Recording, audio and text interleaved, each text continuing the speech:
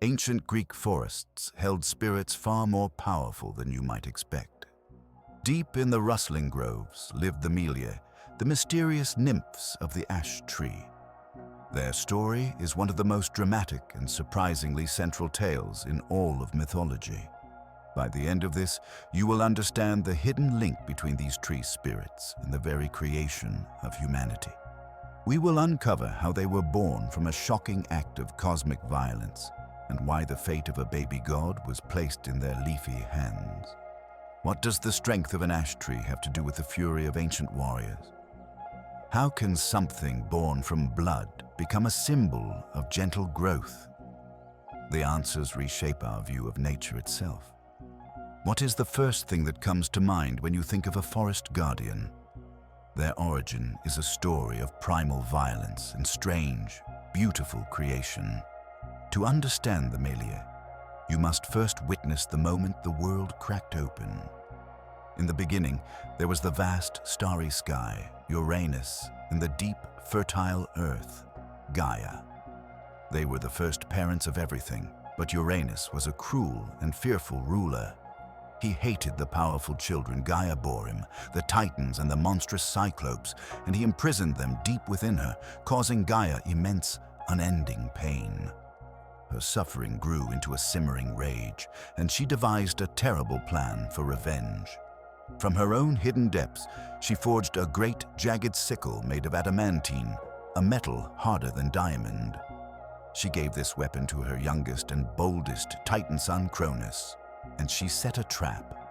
When the sky god Uranus next descended to embrace the earth, Cronus struck from his hiding place. With one brutal, sweeping cut, he castrated his own father. The act was so violent it tore the fabric of the cosmos. The blood of the wounded sky god Uranus did not simply vanish.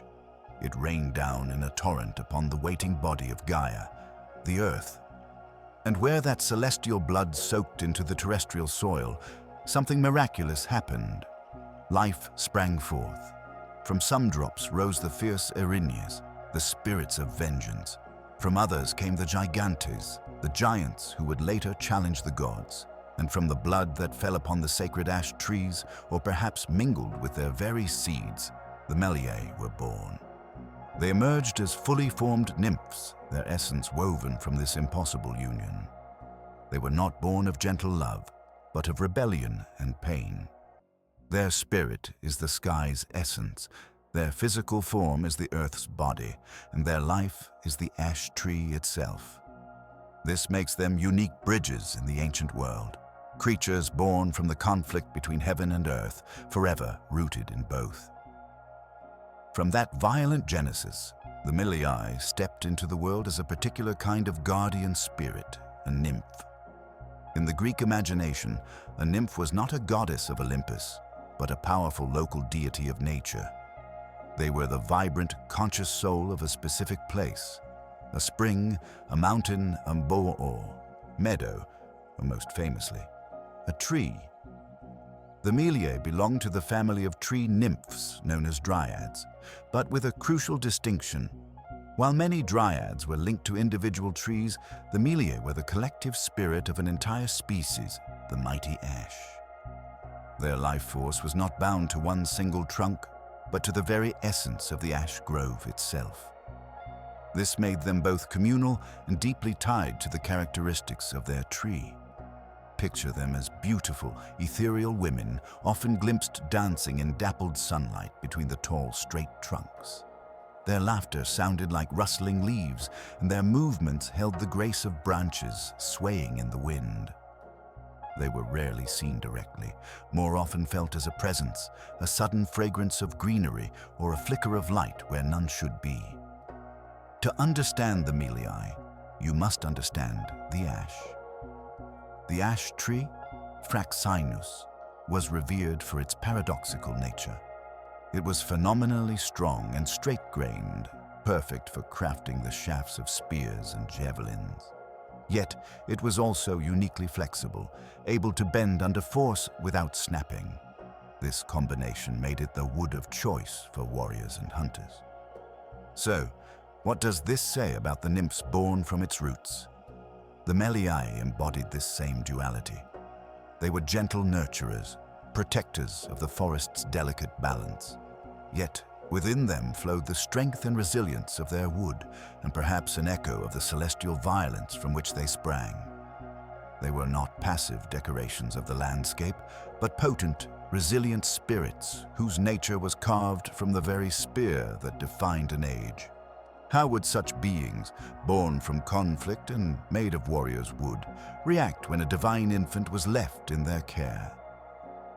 This profound connection between the Meliae and the ash spear finds its ultimate expression in the story of human creation itself. The ancient poet Hesiod, in his work Works and Days, presents a startling origin for one entire generation of humanity. He tells us that after the peaceful Silver Age, the god Zeus fashioned a third race of mortals, and he did not form them from clay or dust. He created the race of bronze from the wood of the ash tree. Think about the immense implication of that act. The Meliae, the spirits of the ash, were not merely bystanders to this creation. In the most literal, mythological sense, they were the mothers, the very substance from which this fierce generation sprang. Their essence, born from sky blood and earth, was now woven into the bodies of men. And what kind of men were they?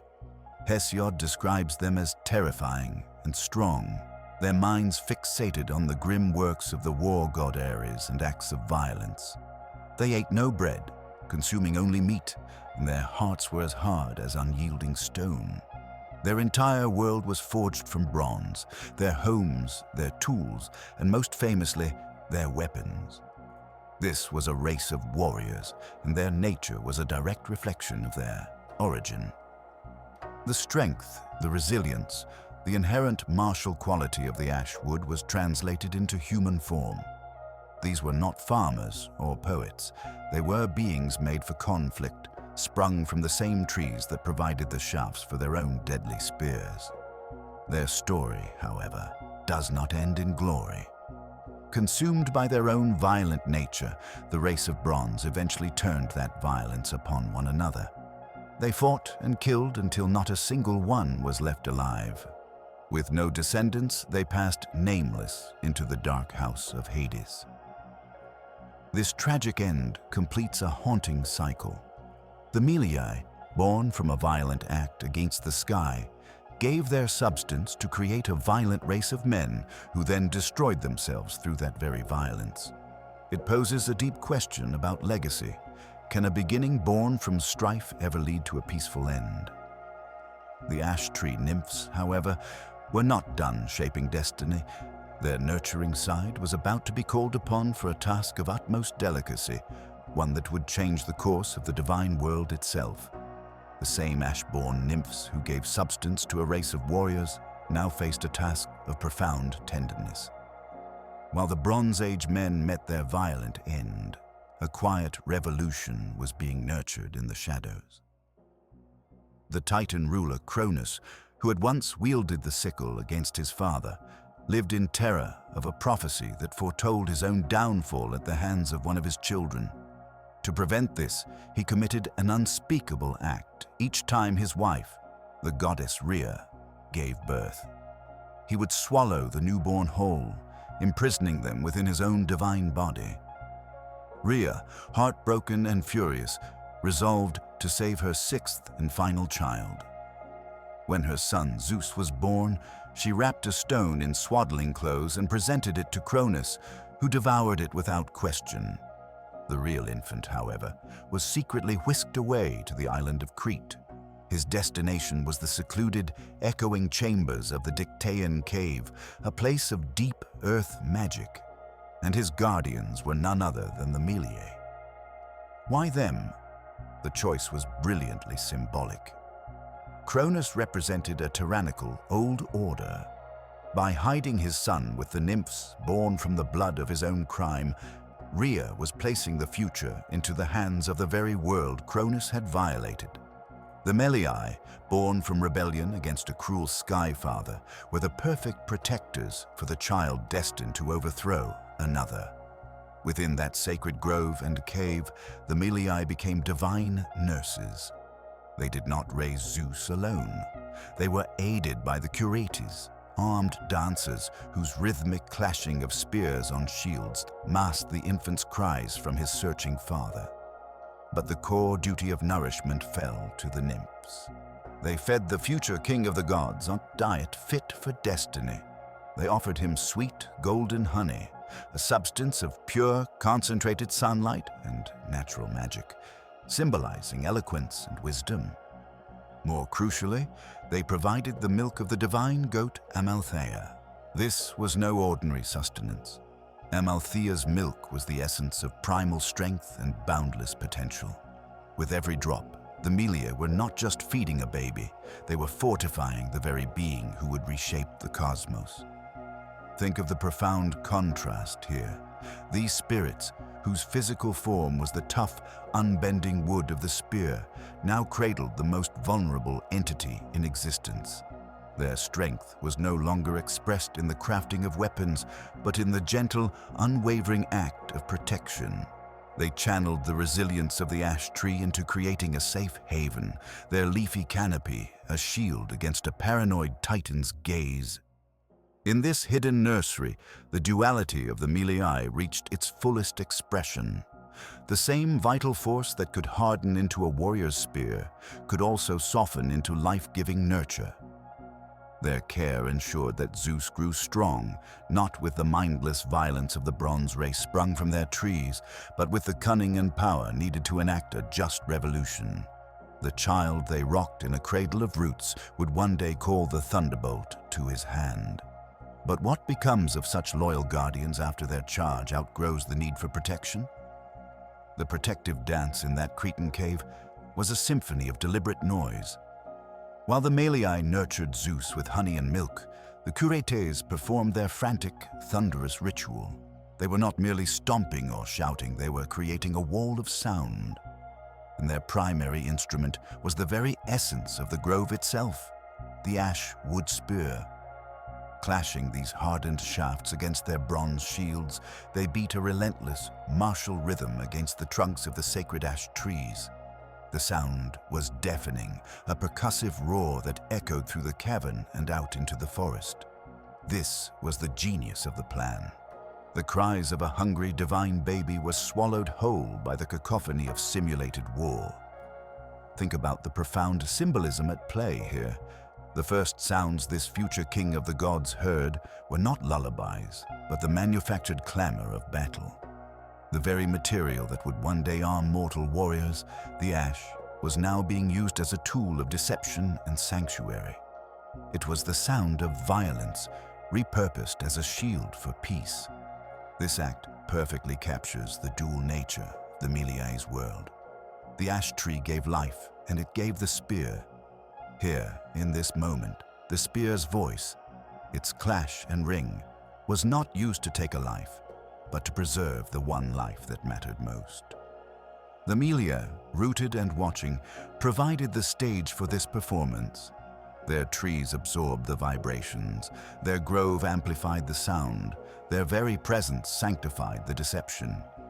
It was a collaboration between the steadfast, nurturing spirit of the place and the frantic, mobile energy of its protectors. They turned the signature sound of conflict into a lullaby, hiding the seed of a new cosmic order in a cradle of deliberate, protective noise. What does it mean for the god of justice and law to have been swaddled in the sounds of war? It suggests his reign would not be born from gentle whispers, but forged in an understanding of chaos, mastered and redirected toward a greater purpose. The Meliae, through their silent strength and their resonant trees, helped teach him that first fundamental lesson. Once Zeus ascended to power, the Meliae returned to their timeless, essential work.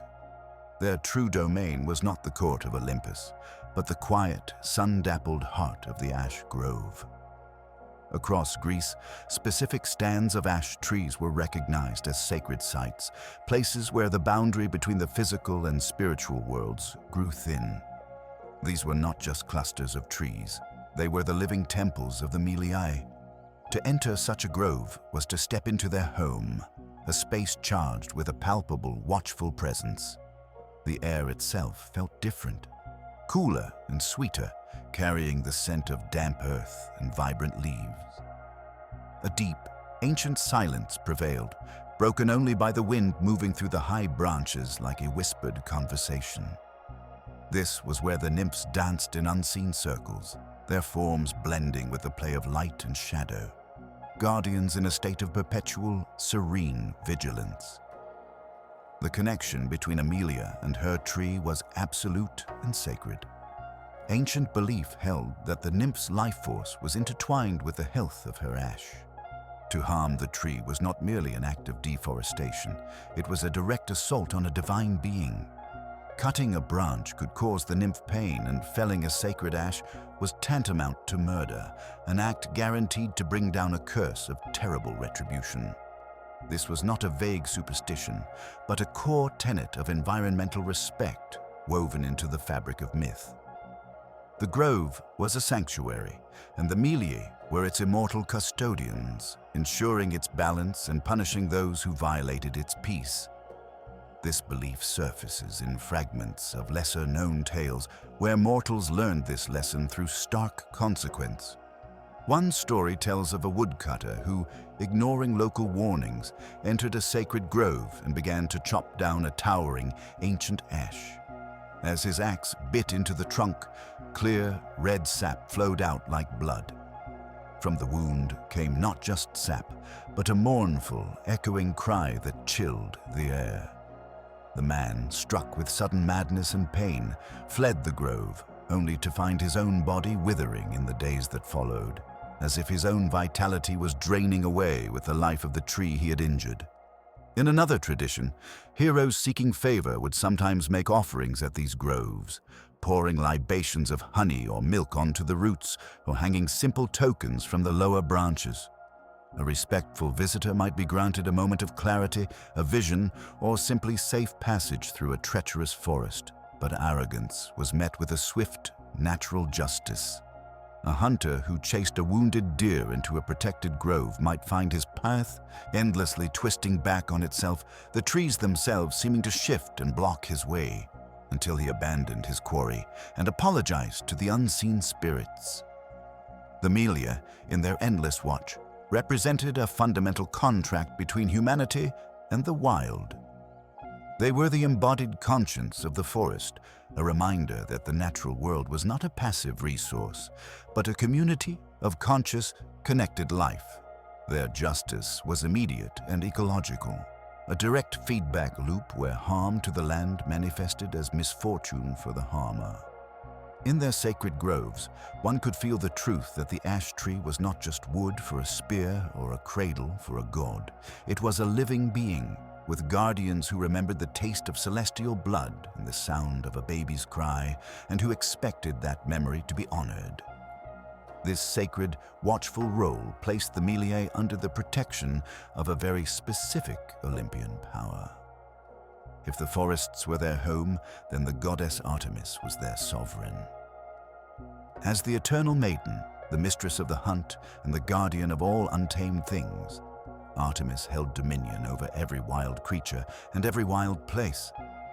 This naturally included the nymphs, the very spirits of those places. The Meliae, with their deep roots and quiet strength, were not just subjects in her vast, moonlit kingdom. They were ideal companions. Think of Artemis not as a distant ruler on a throne, but as the embodiment of the forest's own heartbeat. She moved with the silence of a stalking predator and the swift certainty of an arrow in flight. Her retinue was never made up of courtiers in fine robes, but of wild nymphs and mortal huntresses who could keep pace with her through the deepest thickets and up the steepest mountain slopes. The Meliae, born from the earth and sky, would have been a constant, steady presence in this wild court. While other nymphs presided over babbling brooks or flowered meadows, the Meliae were the sentinels of the wooded highlands, the guardians of the dense groves where Artemis would rest after a long hunt. We can envision scenes of profound, wordless harmony. As Artemis strides through an ash grove at dusk, the Meliae do not bow. Instead, the very air stills in reverence. The rustling leaves might form a softer, greener echo of her footsteps. Perhaps they would materialize from the tree line to join her hunt, not with bows, but by guiding the path. A shimmer of light on a distant trunk could signal the direction of a stag, or a sudden stillness in a thicket might warn of a hidden predator. Their communication was of the forest itself, a silent language Artemis understood perfectly. On nights of the full moon, their connection would become a celebration. Artemis, the moon goddess, would cast her silver light upon the grove, and the Meliae would emerge fully, dancing in slow, graceful circles between the tall, pale trunks. This was not a chaotic revel, but a stately, ancient ritual. Their dance was the dance of growth of roots seeking water and branches reaching for light, performed in honor of the goddess who governed all natural cycles. In these moments, the duality of the Meliae found its perfect patron. Artemis, too, was a paradox. She was a protector of young life and a bringer of swift, merciful death. She could guide a mother through a safe childbirth with one hand, and with the other, release a fatal arrow. The Meliae, nurturing yet born from violence, guardians of life yet made of spear wood, mirrored this balance. Their service to Artemis tied them irrevocably to the wild, untamed and uncompromising aspect of nature. It was a nature that could provide shelter and sustenance, but also demanded respect and understood the necessity of the hunt.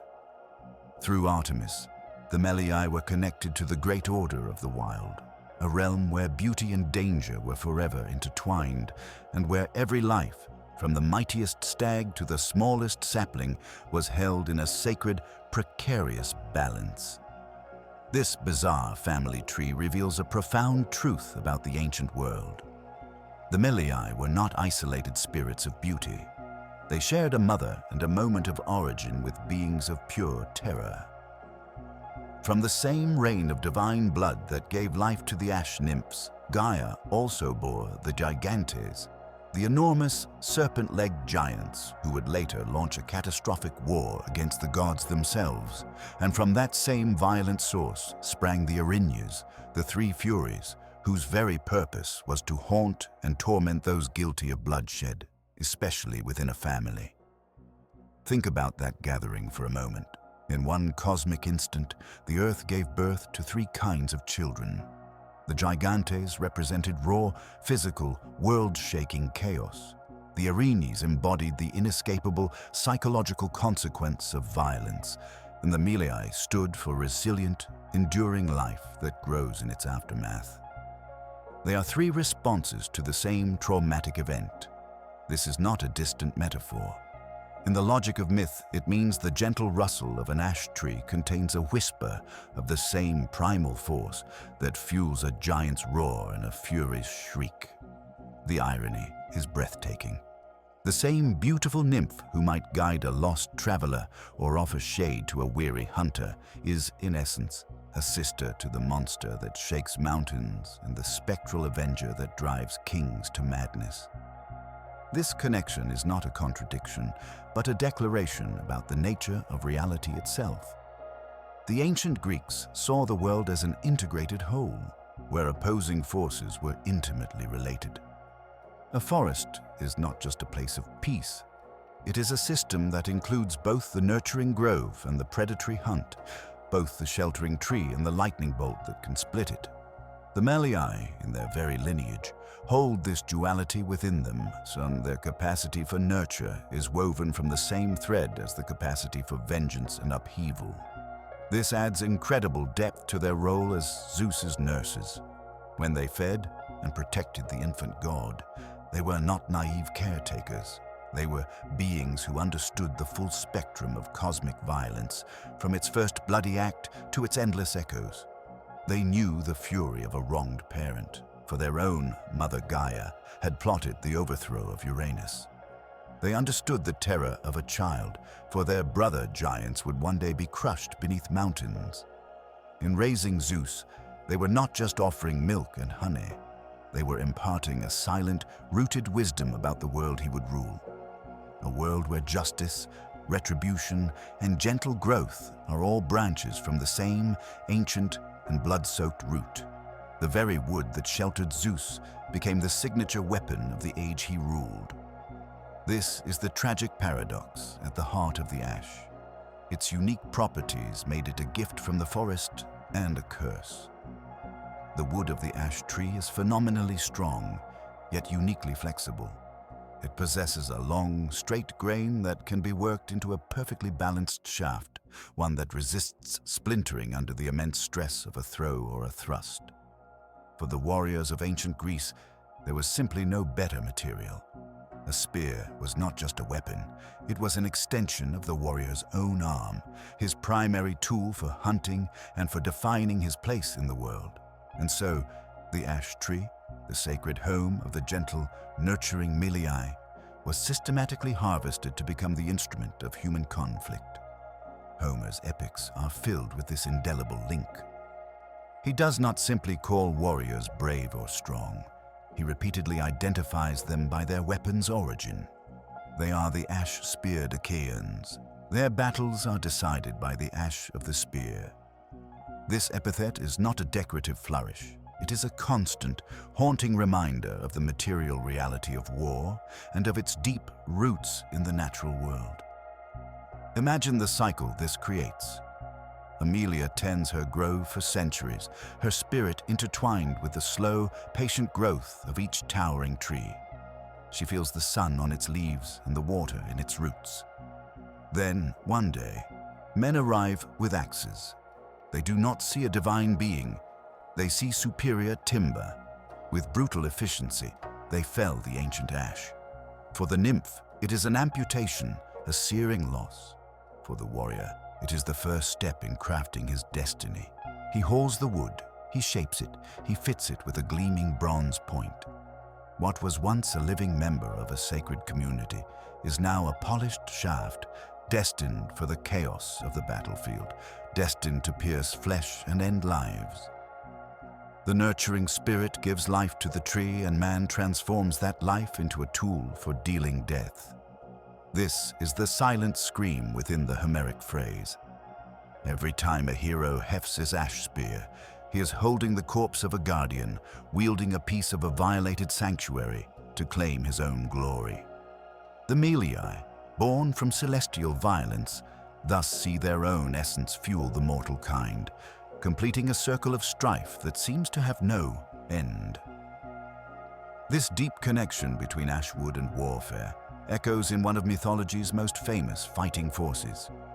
The Myrmidons, the elite and fiercely loyal soldiers of the great hero Achilles, have a name that whispers of a very different origin. Myrmex is the ancient Greek word for ant. Their founding myth tells of a plague that wiped out the population of the island of Aegina. The grieving king, Iarchus, prayed to his father Zeus to repopulate his land.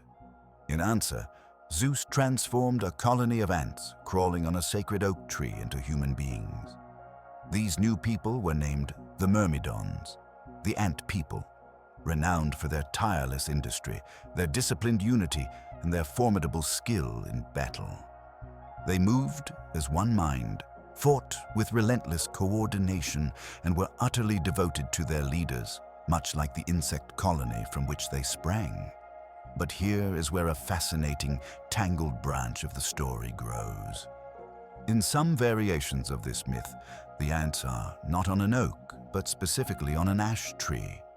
This single, subtle detail creates a powerful conceptual bridge back to the Meliae. Think about the imagery. A colony of ants, creatures known for collective strength and martial organization, swarming over the trunk of an ash, the tree of the spear, and the home of warrior-born nymphs. When Zeus transforms them, he is not just creating men from insects. He is arguably translating the essence of the ash tree's own spirit, a spirit of resilience and martial purpose, into human form once more. It feels like a mythic echo of the earlier bronze race, another generation of fighters, literally forged from nature's raw materials. The Myrmidons, whether born from ants on an ash or not, embody a similar principle. They are not ordinary men who chose to be soldiers. Their very nature is martial, programmed into their origin story. They are humanity shaped by the logic of the natural world for a specific combative purpose, just as the ash tree's wood was shaped by nature for the spear.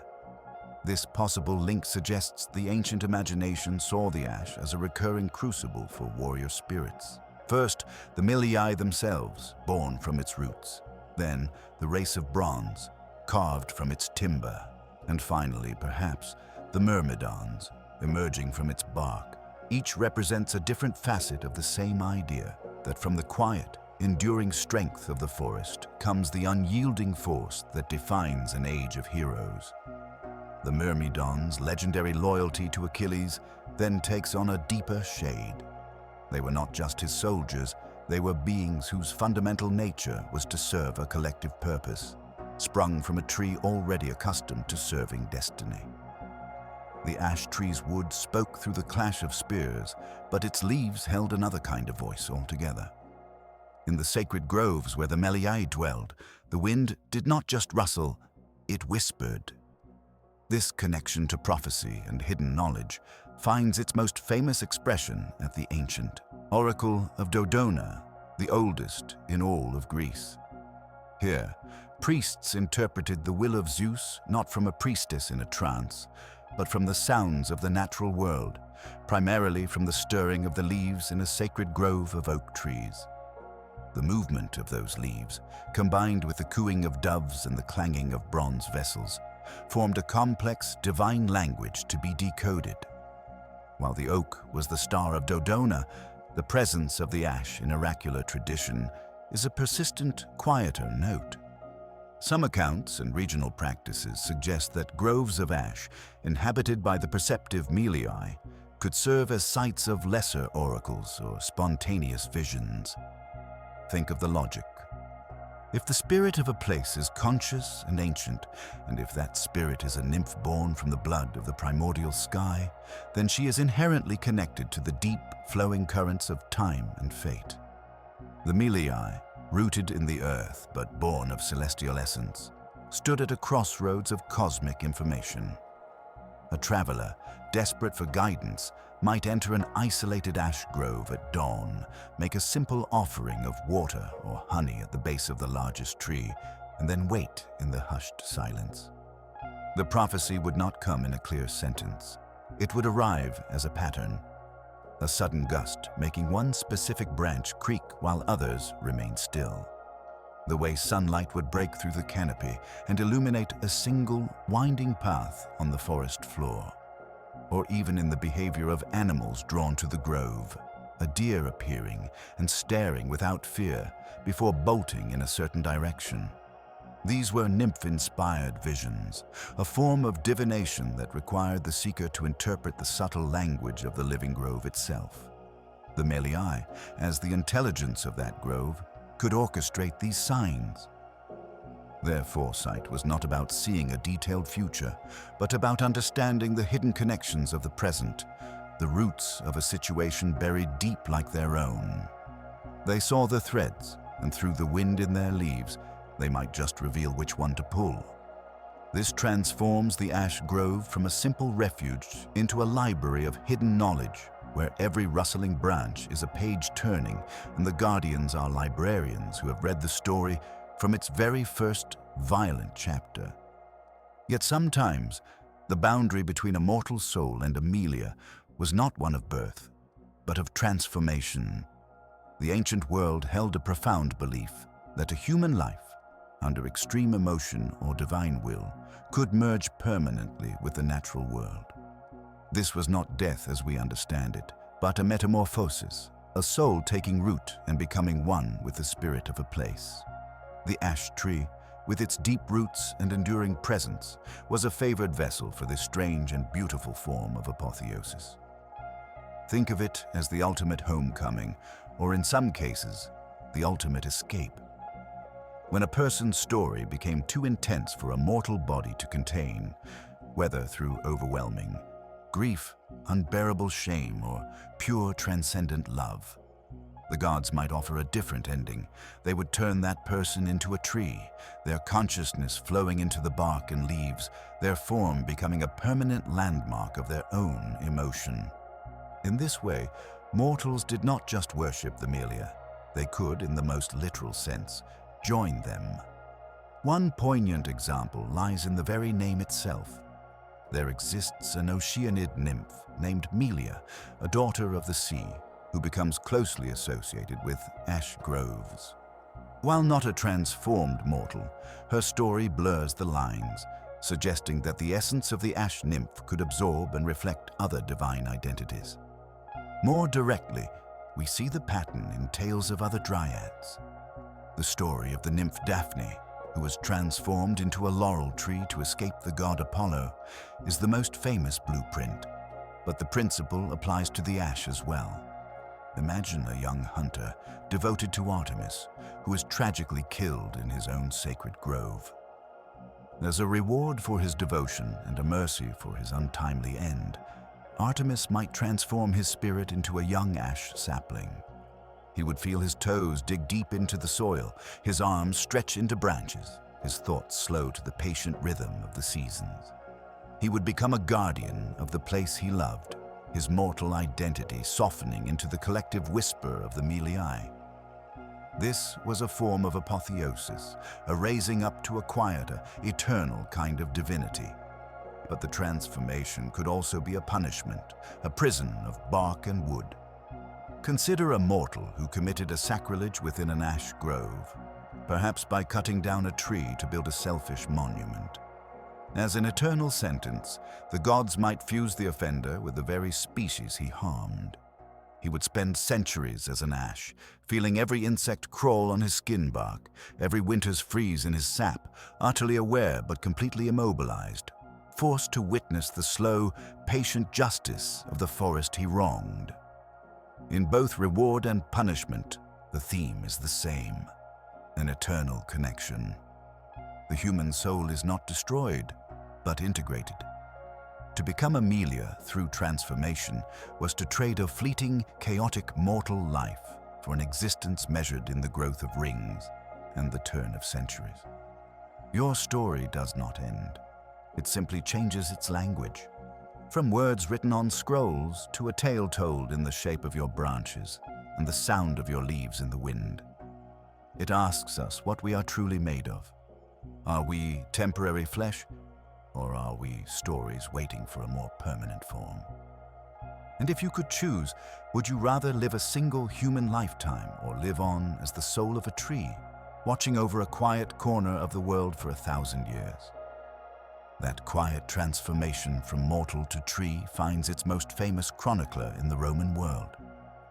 When the cultural torch passed from Greece to Rome, the gods and nymphs did not vanish.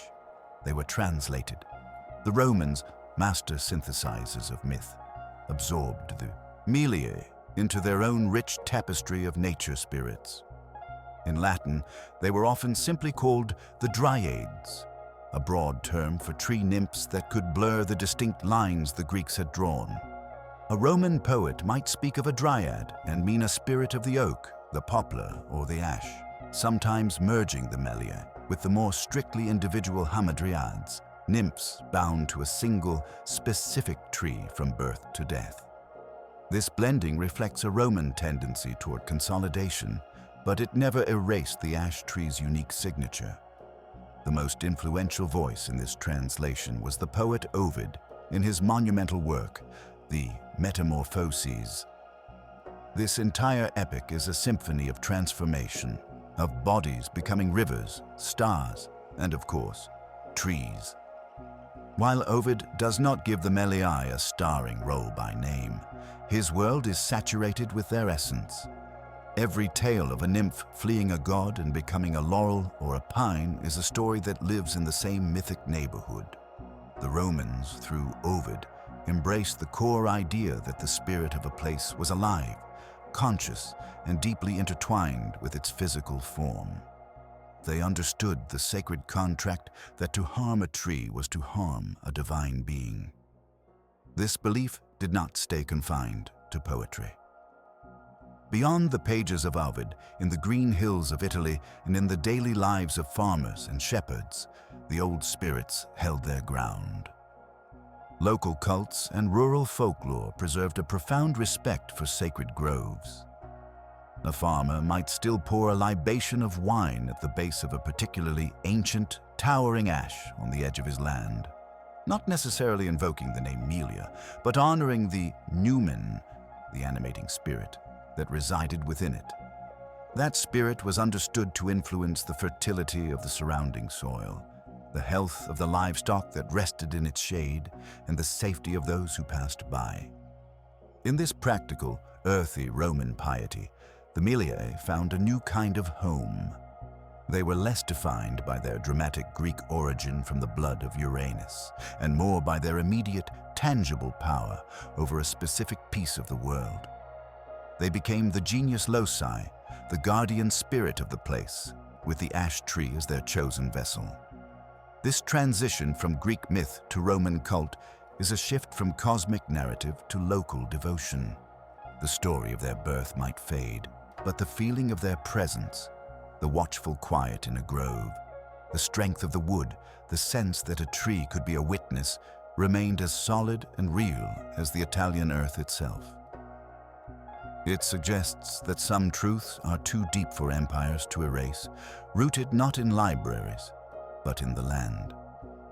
The most powerful lesson of the ash tree is not in its height, but in its refusal to die. When an ash is cut down, it does not simply give up. From the seemingly lifeless stump, new shoots erupt with a startling, defiant energy. This ability to coppice, to regenerate from its own roots, is the living heart of the Meliae's symbolism. They are spirits not just of the tree, but of its relentless comeback. Their entire existence is a testament to this cycle. Remember their violent genesis, born from the blood of the wounded sky falling upon the waiting earth. Their origin story is a perfect metaphor for coppicing. A brutal act of cutting, a moment of apparent ending, is followed immediately by a surge of new, vibrant life. From the trauma of cosmic violence sprang these beautiful, resilient guardians. The ash and its nymphs teach that destruction and creation are not opposites, but two phases of the same enduring process. This transforms them into one of mythology's most profound symbols for resilience after trauma. They do not erase the memory of the violence. They grow directly from its source, incorporating it into their very being. Think of a forest after a wildfire. The landscape is charred and silent, but if you look closely at the base of the blackened ash trees, you will see those green shoots, tiny fists of life punching through the ash, fed by nutrients from the very fire that tried to consume them. The Meliae embody that green shoot. They represent the idea that healing is not about returning to a state before the wound, but about growing a new kind of strength around it, using the scar tissue as part of your foundation. This symbolism resonates deeply with the human experience. It speaks to anyone who has faced a personal upheaval, a loss, or a fracture, and found a way to grow again, not as they were before, but differently, with a deeper understanding woven into their core. The Meliae whisper that from the stumps of our own painful experiences, a different but no less beautiful life can sprout. Their dance in the grove is a celebration of this stubborn, persistent truth. This protective ferocity reveals a necessary truth about the forest. The same spirit that offers shade can also cast a long, chilling shadow. The Meliae were not merely gentle caretakers. They were the embodied will of the wild, and the wild does not forgive trespass lightly. To harm their trees was to declare war on the very soul of the place, and the Meliae's retribution was as direct and merciless as a blight upon a sapling. Their vengeance was not the grand thunderbolt justice of Olympus. It was personal, ecological, and inescapable. Consider the fate of a woodcutter who, driven by greed or simple disregard, felled a sacred ash. In one such tale, the man's axe struck the trunk, and instead of pale wood, a stream of dark red sap flowed out, thick as blood. A wailing cry echoed through the suddenly silent grove, though no one was seen. The woodcutter, gripped by a seizing terror, fled. But the curse traveled with him. The hand that wielded the axe began to wither, the skin growing dry and cracked like bark, the strength draining from the limb until it hung useless at his side. His own vitality faded as the trees had, a direct and poetic reversal. In another story, a shepherd who allowed his flock to overgraze and strip the bark from young ashes in a grove found his fortune reversed. The nymphs, in their silent anger, could influence the very land. The spring where he watered his sheep might run dry, or a strange illness would spread through his healthiest ewes. The punishment fit the crime, a natural consequence amplified by divine will. This capacity for wrath completes their portrait, aligning them perfectly with the untamable reality they represent. Nature is not a benign park. It is a system of fierce balances, where life consumes life, where storms reshape the land, and where a single misstep can mean disaster. The Meliae's nurturing side existed in tandem with this harshness. They offered honey sweetness and sheltering boughs, but only to those who approached with respect. To those who came with axes and arrogance, they offered a lesson written in blight and madness. Their ferocity was not malice, but the imperative of preservation. A grove cannot survive if its guardians cannot strike back. This duality makes them profoundly authentic. They reflect the whole truth of the world they inhabit, a truth where beauty and danger share the same root and where true protection sometimes requires a terrifying strength. Their silent presence in the grove found a voice in the hands of artists and poets. While Homer gave us the ash spear and Hesiod gave us their violent birth, the visual world of ancient Greece brought the Meliae into the light. They rarely took center stage in grand temple sculptures, which favored the Olympian gods. Instead, they thrived in the more intimate, everyday art of painted pottery. On the curving surfaces of wine cups and water jars, we catch fleeting glimpses of their world. They appear as graceful, draped women, often in the company of Artemis or other nymphs, dancing in wooded landscapes. The painter's brush might show them holding a slender branch, or standing near a stylized tree, their form echoing its vertical grace. These are not portraits of specific individuals, but evocations of a type, the beautiful, semi-divine spirit of the wild.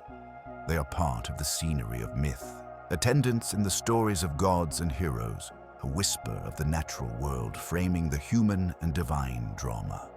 Later, Greek poets, like Callimachus in the 3rd century before the Common Era, refined this image.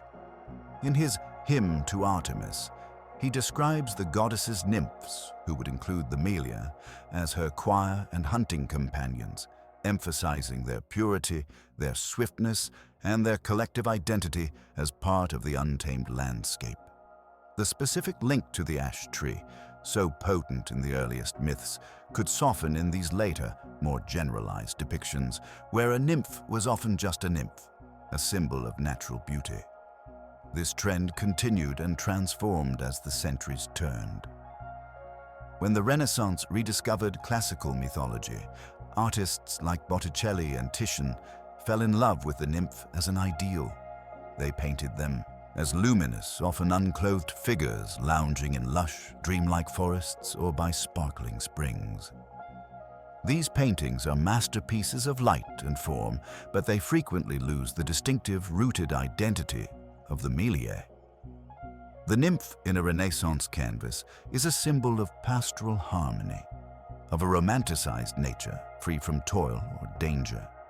She is rarely shown as the conscious, powerful guardian of a specific tree species born from celestial blood. The ash tree itself, if it appears, is merely part of the pleasing backdrop, not a character in the story. The neoclassical artists of the 18th and 19th centuries followed a similar path, though with more archaeological precision. They depicted nymphs with classical drapery and poses borrowed from ancient statues, placing them in rationally composed landscapes. Yet the result was often the same. The nymph became a beautiful allegory for nature with a capital N, rather than the Meliae, a being whose life was inextricably bound to the fate of a single sacred grove. In this artistic journey, we see a gradual abstraction. The powerful, specific, and sometimes fearsome spirit of the ash tree, a being of both nurture and retribution, was smoothed into a generalized icon of beauty. This tells us something about what later cultures valued in the old myths. They cherished the aesthetic, the pastoral, the idealized escape into a green world, sometimes overlooking the deeper, more challenging truths these spirits embodied. The truths of resilience born from violence, of a sacred contract with the land, and of a justice that grew from the roots up. This deep reverence for the ash as a cosmic pillar is not unique to the shores of Greece. Far to the north, in the frost-etched myths of the Norse, a towering ash tree holds up the entire universe. Its name is Yggdrasil, the world tree, and its roots and branches bind together the 9 realms of existence. While the Greek Meliae are the life within the ash grove, Yggdrasil is the ash itself, magnified to a staggering universal scale. Yet the poetic resonance between these two traditions is profound. Both cultures, springing from a shared Indo-European heritage, looked upon the strong, straight-growing ash and saw not just timber, but a symbol of ultimate order and connection. For the Greeks, the ash was the material of spears and the home of nymphs. For the Norse, it was the very axis of creation. Imagine Yggdrasil not as a simple tree, but as a great living infrastructure. Its 3 roots delve into separate wells, tapping into the waters of fate, wisdom, and primal chaos. Its branches stretch over Asgard, home of the gods, and its trunk is the central pole around which all reality turns. Creatures live upon it, from a great eagle at its crown to a serpent gnawing at its roots, in an eternal balance of opposing forces. This is the ash tree's potential, seen through a different mythological lens, not as a grove of individual spirits, but as one singular, all-encompassing tree of life. The parallel becomes even more compelling when we look at who tends this cosmic tree. At the base of Yggdrasil, beside the Well of Fate, sit the 3 Norns. These powerful female beings are the weavers of destiny for both gods and mortals. They carve runes, they draw water from the well to nourish the tree's roots, and they spin the threads of past, present, and future. Now, consider the Meliae. They too are feminine spirits intimately connected to the ash, nourishing it and protecting its sacred space.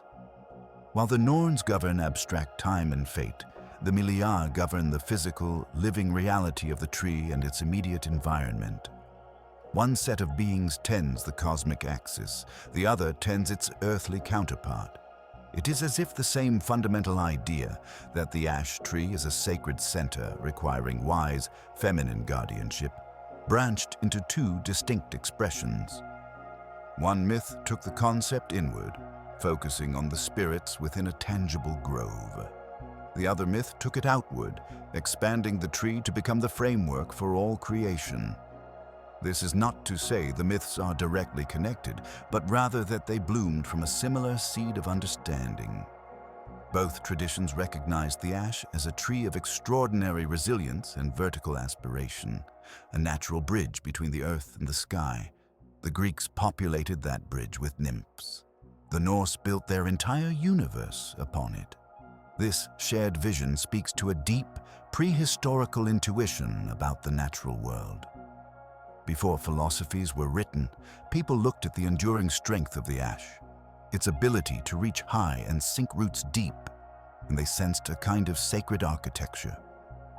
They saw a model for stability, connection, and the enduring flow of life itself, whether that life was the sap in a forest grove or the destiny of all things flowing from a well at the base of a cosmic tree. This ancient fear of harming a tree spirit was, in its own way, a powerful form of environmental law.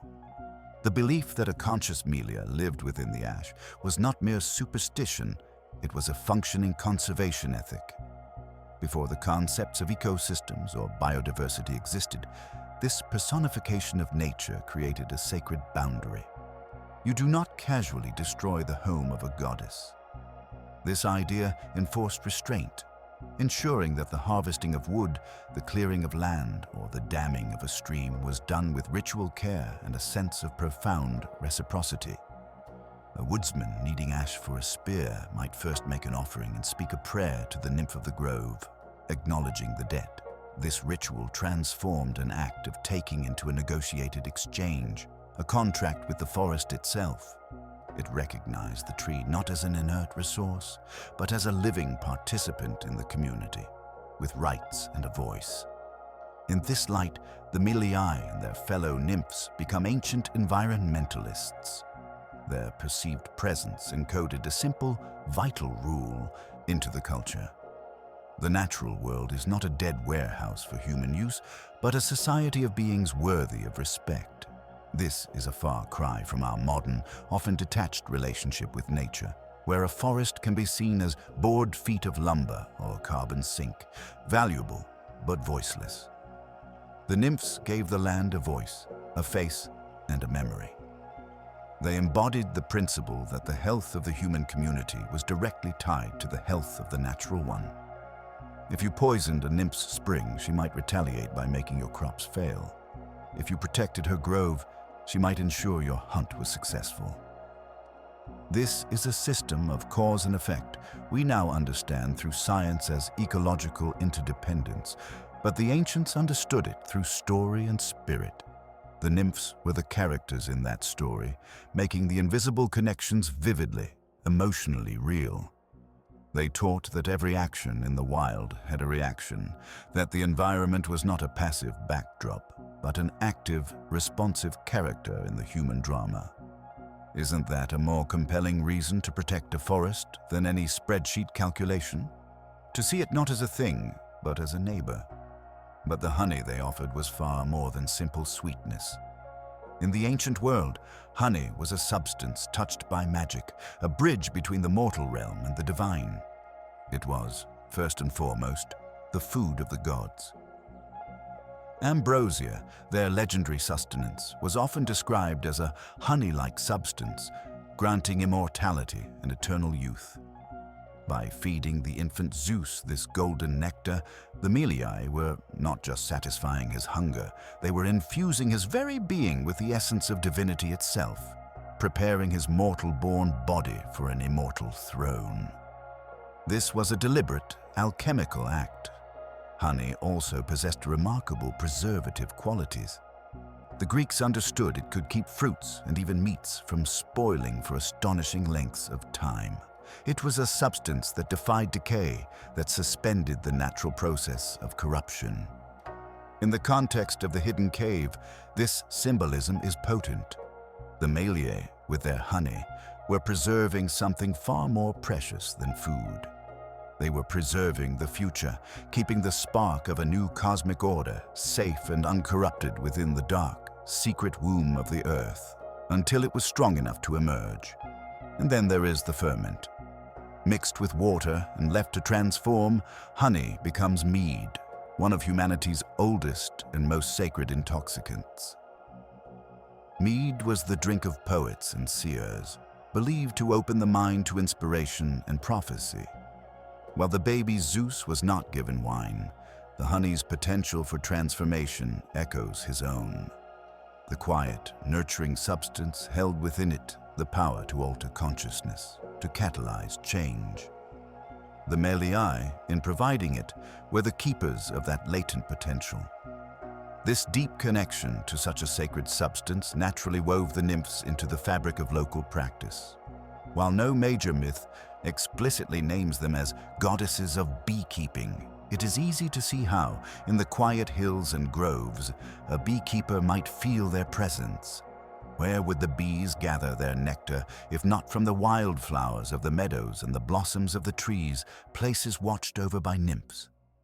A healthy, productive hive placed near a sacred ash grove might be seen as a gift from the Meliae. a sign of their favor. The beekeeper, tending his wooden hives, perhaps even made from ash wood, might whisper a prayer to these tree spirits, asking them to guide the bees to the sweetest flowers and protect the swarm from harm. In this local, practical devotion, the Meliae complete their circle. From the cosmic violence of their birth, to the nurturing of the king of gods, to the gentle patronage of a humming apiary, their spirit flows through every level of the ancient world. They remind us that the mightiest forces often begin with the simplest, sweetest acts of care. The sacred groves grew quieter with the passing of the old gods. As Christianity spread across the ancient world, the literal belief in nymphs and spirits like the Meliae began to fade. The new faith taught of one god in heaven, and the dense pagan forests were often seen as places of lingering superstition, even danger. Churches were built, and the old stories were slowly pushed to the margins. But a belief rooted so deeply in the land does not vanish. It simply changes its shape. The Meliae did not die. They retreated into the shadows of folklore. Their essence, the feeling of a conscious presence in a lonely stretch of woods, was too powerful to simply erase. In the whispered tales of medieval peasants and later early modern villagers, the nymphs transformed. They became the fairies, the hidden folk, the good people who must not be named directly for fear of offending them. They were the spirits of the wood, sometimes beautiful, sometimes mischievous, always otherworldly. An ancient, gnarled ash tree standing alone in a field might no longer house a named Meliae, but everyone in the village knew it was haunted. It was a fairy tree, a place where you did not dare to break a branch or, heaven forbid, try to cut it down.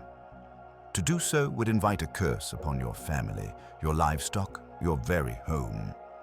This was the ghost of the Meliae's legacy, their protective fury distilled into a superstitious warning that kept the old trees safe for centuries more. These stories often carried a distinctly feminine echo. In British and Irish folklore, certain trees were said to be guarded by a lone, often sorrowful female spirit, a white lady or a green woman who appeared at dusk. While not called a nymph, her role was identical. She was the soul of that specific place, a remnant of the ancient understanding that a tree could be a person. This persistence shows that while the theology changed, the human experience of the forest did not. The chill down your spine when you walk into a too quiet grove at twilight, the sense that you are being watched by the trees themselves, that feeling is older than any organized religion. It is the echo of the Meliae, the memory in our bones that some places are alive with a quiet, watching intelligence. Their name was forgotten by most, but their presence was still felt in the rustle of the leaves and the stories told by the hearth to keep children from wandering too far into the deep, dark wood. That ancient fear of the woodsman's axe has been replaced by a far quieter, more insidious threat. Today, the groves of the Meliae face a catastrophe that feels almost mythological in its scale and tragedy. Across continents, ash trees are dying by the millions, not from human greed, but from two microscopic invaders, ash dieback and the emerald ash borer. These are not stories of a single sacred tree being felled, but of entire forests, entire lineages being erased. Ash dieback is a fungal disease that chokes the tree from within, its leaves wilting and its branches dying back until the whole organism succumbs. The emerald ash borer, a beetle no larger than a fingernail, tunnels beneath the bark, severing the very lifelines that carry water and nutrients, a death by 1,000 cuts. It is a slow-motion plague, and it is transforming landscapes. Where once stood tall, graceful sentinels, there are now skeletal remains and empty spaces in the canopy. This is not just an ecological loss, it is the unmaking of a world. If the Meliae are the spirit of the ash, then what happens when the ash itself vanishes? We are witnessing, in real time, the silent retreat of these ancient nymphs. Their sacred groves are becoming ghost towns, their physical forms crumbling into rot and dust. This modern blight echoes the oldest themes of their myth. They were born from a wound, and now they face a new, pervasive wound. They embody resilience, yet they are being tested by an adversary against which their legendary toughness seems helpless. It reframes our contemporary crisis in the oldest terms imaginable. We are not just losing a species of tree, we are losing the homes of gods, the substance of spears and cradles, the very pillars of an ancient story. The emptiness left behind is more than physical. It is a vacancy in the imagination, a broken link in a chain of meaning that stretches back to the first drops of blood from the sky. That haunting echo of their retreat has found a new home in the world of modern imagination. While the ancient groves may fade, the Meliae have been reborn in the pages of fantasy novels and the digital realms of games, their essence adapted for new audiences hungry for myth. In contemporary fantasy literature, they rarely appear under their specific Greek name, but their archetype is everywhere. They are the ancient tree spirits who speak to the elven queen, the wise rooted beings who guard the heart of the enchanted forest. Authors draw on that core duality, their nurturing gentleness and their fierce, protective wrath. A story might feature a peaceful grove that, when threatened by loggers or a dark army, suddenly comes to violent life, with roots snapping like whips and branches becoming spears, a direct translation of the Meliae's legendary capacity for vengeance. Their connection to deep, natural wisdom is often emphasized, making them oracles or guides for the hero, a clear nod to their ancient oracular associations. This translation is perhaps most systematic in the world of role-playing games like Dungeons and Dragons. Here, the Meliae are explicitly statted out as creatures. They are classified as plant creatures or fae, often appearing as beautiful, humanoid figures with bark-like skin and hair of leaves, dwelling in ancient forests. Game mechanics crystallize their mythological traits. They possess abilities like tree stride, allowing them to magically move from one tree to another, embodying their connection to the entire grove, not just a single trunk. They can animate trees to fight for them, directly channeling the forest's defensive fury. As allies, they are often neutral good, willing to aid druids and rangers who respect nature, but violently hostile to those who despoil the wood. This game world interpretation brilliantly retains the original contract. Respect brings blessing. Violation brings a swift and rooted retribution. Video games offer a more immersive experience of this myth. In titles like The God of War series or various mythology-based action role-playing games, players might encounter them as non-player characters or even as enemies in a sacred forest zone. They are visualized with stunning detail, glowing ethereal women whose forms are semi-transparent and interwoven with luminous leaves and ash wood grain. Their combat abilities always tie back to their nature. They summon thorny vines, hurl splinters like daggers, or heal themselves by drawing strength from nearby trees. The reinvention for a gaming audience often amplifies their martial aspect, focusing on the spear side of the ash more than the nursing side, but the foundational identity as territorial guardians remains utterly intact. What modern fantasy consistently retains is the Meliae's role as the embodied conscience of the forest. They are never mere monsters. They are the moral and ecological response of a place. The contemporary twist often lies in their integration into larger, invented ecosystems of magic.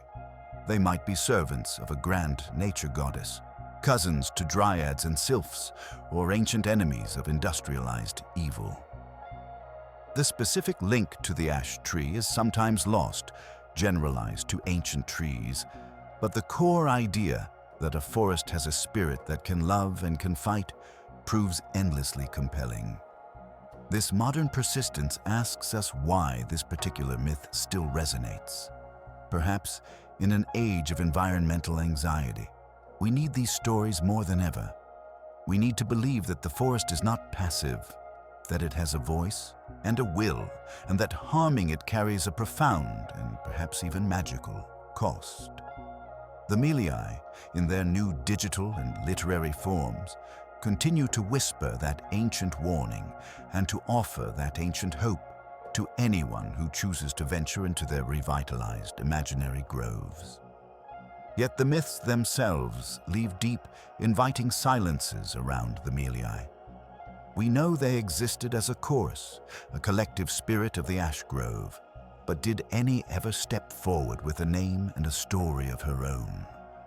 The ancient sources are frustratingly quiet. We hear of other nymphs with vivid tales, Echo, Daphne, Calypso, but the Meliae remain a whispering multitude. Perhaps one was known as the guardian of a particularly ancient tree on the slopes of Mount Ida, a spirit sought by local women hoping for fertile harvests. Maybe another, from a grove near Thebes, played a subtle role in a lost tragedy, her rustling leaves offering a warning that a hero failed to understand. The absence of individual names is itself a kind of story. It reinforces their identity as a communal force, their power derived from the unity of the grove rather than the fame of a single being. Their stories were the stories of the place itself, written in the growth of rings and the paths of deer, not in the epic poems of men. This collective presence likely meant their worship varied wildly from one valley to the next. In a remote mountain village, a family might honor the Meliae of a local ash with simple offerings of the first fruits of autumn, poured gently over the roots. In a region known for its warriors, the same nymphs might be invoked before the crafting of a spear, a prayer for strength and true aim woven into the very shaping of their wood. Near a sacred spring fed by roots, they might be seen as healers, their spirit infusing the waters. There was no grand temple to the Meliae, no universal priesthood. Their cult lived in these hyperlocal, intimate exchanges, a religion of the hearth extended into the forest. This makes their history almost impossible to trace in full, a ghost in the archaeological record, felt but not seen. And what of their fate after the self-destruction of the Bronze Race, the men sprung from their timber? The myths do not say they perished with them. Their resilience suggests a different path. Perhaps they watched from the safety of their rooted forms as the violent race they had physically birthed wiped itself out. The silence that followed the last bronze clash must have been profound. Did they grieve for these violent children, or did they feel a grim relief as the balance of the wild was restored? Their enduring nature implies they simply continued, turning their attention back to the patient cycles of the grove, nurturing new saplings from the blood-soaked earth. They were eternal witnesses, not participants in the fleeting dramas of mankind. It is precisely these gaps, these unanswered whispers, that give mythology its enduring power. The stories are not closed books, but open invitations. The lack of a named Meliae allows us to wonder about her. The absence of a standardized ritual lets us imagine the humble, personal devotion of a farmer in Arcadia. The silence after the Bronze Age becomes a space for our own reflection on cycles of violence and growth. Mythology is not a puzzle to be solved, but a conversation across millennia. The Meliae, in their beautiful obscurity, ask us to listen not just to the tales that were told, but to the profound and fertile quiet between them. What story would you hear if you sat beneath an ancient ash and listened to the wind? From a single drop of sky blood, their story branches across the whole of creation. The Meliae are a journey in root and leaf, beginning in cosmic violence and ending in quiet, enduring wisdom. They were born from the wound of a god, a testament to life's stubborn insistence on emerging from trauma. They became nurses to a future king, their gentle care ensuring the rise of a new cosmic order from the darkness of a cave. They were the very substance of a fierce, tragic race of men, their ashwood given human form, only to see that form consumed by its own violent nature. In every role, they served as a living bridge. They connected the raw, untamed divine of the wild grove to the structured world of human civilization, the celestial blood of Uranus to the earthly strength of the spear, the nurturing patience of growth to the necessary fury of protection. Their essence holds the entire paradox of nature itself. Beauty and brutality, creation and destruction, forever intertwined. We no longer believe a nymph lives in every ancient tree, but perhaps we have lost something vital in that disbelief. These myths were not mere fantasies. They were a language for understanding our place within a living, conscious world. They taught respect through story, embedding ecology in epic poetry. The tale of the Meliae asks us to listen to the older stories whispered by the land, to see the forest not as a resource, but as a legacy. What nature myth resonates most deeply with you? Is there a local tree or grove you feel holds a special kind of quiet magic? Share your thoughts and stories in the comments below, and consider how we might protect the ancient, whispering woods that still